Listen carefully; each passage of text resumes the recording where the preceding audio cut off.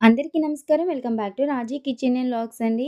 ఈరోజైతే గనక నేను వంకాయ, కొత్తిమీర పచ్చడి చేస్తున్నానండి. రోజు కర్రీస్ తిని బోర్ అయిపోయింది అనుకున్నప్పుడు ఇలా ఏదైనా కొంచెం చట్నీలాగా అలా పచ్చడిలాగా చేసుకుంటే మనకి తినడానికి బావుంటుంది కదండీ! సో, ఈరోజైతే నేను చాలా రోజుల తర్వాత కొత్తిమీర పచ్చడి అయితే చేయబోతున్నాను. సో, ఇది ఎలా తయారు చేసుకోవాలి అనేది చూసేద్దాము.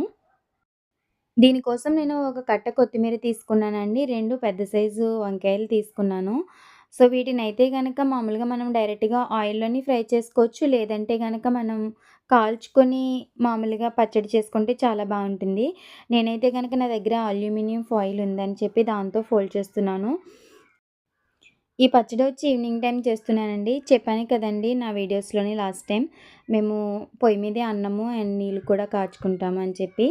ఎలాగో పొయ్యి వెలుగుతుంది కదా అని చెప్పి నేను పొయ్యిలో వీటిని కాలుద్దామని వీటికి అల్యూమినియం ఫాయిల్ అయితే పెడుతున్నాను. గ్యాస్ మీద అయితే గనుక మీరు డైరెక్ట్‌గానే వీటిని కాల్చుకోవచ్చనమాట. చూస్తున్నారు కదా! ఇలా చుట్టిన వాటిని నేనైతే గనుక పొయ్యిలో వేస్తున్నాను. సో, చూడండి పొయ్యి అయితే చాలా బాగా కాలుతుంది కదా! దీంట్లో అయితే గనుక వంకాయలు పెట్టేస్తున్నాను.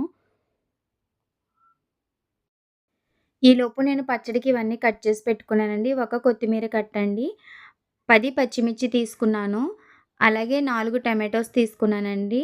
2 వంకాయలు తీసుకున్నాను. బాండ్లీ పెట్టుకొని 3 టేబుల్ స్పూన్ల ఆయిల్ అయితే హీట్ చేస్తున్నాను. ఆయిల్ హీట్ అయిన తర్వాత ఇందాక నేను కట్ చేసి పెట్టుకున్నవన్నీ కూడా ఆయిల్‌లో అయితే వేసేస్తున్నాను.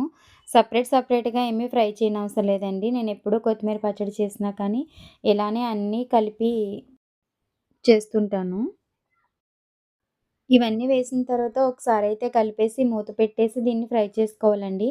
మధ్యలో కలుపుకుంటూ ఫ్రై చేసుకోవాలి. లేదంటే అడుగు పట్టేస్తుంది కదండీ! సో, దానికోసం. చూస్తున్నారు కదండీ! ఈలోపు నేను వంకాయ అయితే గనక తీసుకొచ్చేసాను. సో, వేడిగా ఉంది, కాలుతుంది. చూడొచ్చు మీరిక్కడ ఇలా ఉందనమాట. సో, పైన ఇలా లేయర్ లాగా ఫార్మ్ అయింది కదండీ! సో, దాన్నయితే గనక తీసేసుకోవాలి. సో, తీద్దామని ట్రై చేశాను కానీ నాకు కొంచెం కాలుతుందని చెప్పేసి పక్కన పెట్టి తీస్తున్నాను. ఇలా మొత్తం సెపరేట్ చేసేసుకోవాలి మనం. దాని పైన ఉన్నటువంటి లేయర్ లాగా ఉన్నదంతా తీసుకొని పక్కనుంచుకోవాలి. ఇవి ఇలా మధ్యలో కలుపుకుంటూ ఫ్రై చేసుకోవాలండి. చూస్తున్నారు కదండీ! ఇలా ఆయిల్ సెపరేట్ అవుతుంది అనుకున్నప్పుడు ఇంకా మనం ఫ్లేమ్ అయితే ఆఫ్ చేసేయొచ్చు. 2 వెల్లుల్లిపాయలు తీసుకొని నూనెలో ఏమి ఫ్రై చేయకోకుండానే మనం కచ్చాపిచ్చాగా ఇలా మిక్స్ గ్రైండ్ చేసుకొని పెట్టుకోవాలి ఫస్ట్. దాంట్లోనే మనం ఉడికించి పెట్టుకున్న వంకాయలు కూడా వేసేసుకోవాలి. ఇందాక మనం ఫ్రై చేసి పెట్టుకున్న కొత్తిమీర, పచ్చిమిర్చి, టమాటో అవన్నీ కూడా ఇందులో వేసేసుకొని మనం గ్రైండ్ చేసి పెట్టుకోవాలండి. సో, గ్రైండ్ చేసుకున్నప్పుడు ఏంటంటే చాలామంది కూడా పేస్ట్‌లా పట్టుకుంటారు కదండీ! అలా కంటే కూడా కొంచెం కచ్చాపచ్చాగా పట్టుకుంటేనే బావుంటుంది టేస్ట్ వచ్చేసి. నాకైతే అలా ఇష్టం. సో, మీ టేస్ట్‌ని బట్టి మీకెలా కావాలంటే అలా పట్టుకోవచ్చు. అలాగే దీంట్లో సాల్ట్ అయితే యాడ్ చేసేసుకొని మనం వాటర్ ఏమి యాడ్ చేయకుండా ఇలా గ్రైండ్ చేసి పెట్టుకోండి.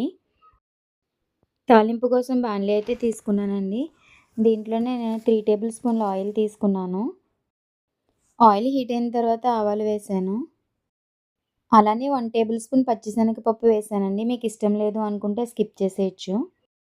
అలానే వెల్లుల్లి కూడా వేసి ఫ్రై చేసుకోవాలి. ఇవి కొంచెం ఫ్రై అయిన తర్వాత జీలకర్ర, కరివేపాకు అలానే ఎండుమిర్చి వేసి ఫ్రై చేశాను. ఇవి ఇలా ఫ్రై అయిన తర్వాత మనం గ్రైండ్ చేసి పెట్టుకున్న పచ్చడిని దేంట్లో కన్నా బౌల్‌లోకి గానీ, లేదన్నా దేంట్లో కన్నా తీసుకొని, ఈ తాలింపు వచ్చేసి దాంట్లో వేసుకోవాలి.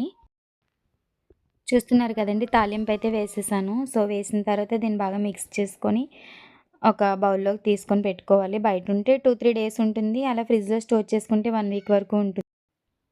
చాలా బావుందండి. టేస్ట్ అయితే నేనైతే టేస్ట్ చేశాను. ఎంతో యమ్మీ అండ్ టేస్టీ కొత్తిమీర పచ్చడైతే రెడీ అయిపోయింది కదండీ! సో, ప్లీజ్ నా ఛానల్ సబ్స్క్రైబ్ చేయండి. మీ ఫ్రెండ్స్ అండ్ ఫ్యామిలీ అందరికీ కూడా షేర్ చేయండి. Thank you so much. అందరికీ నమస్కారం.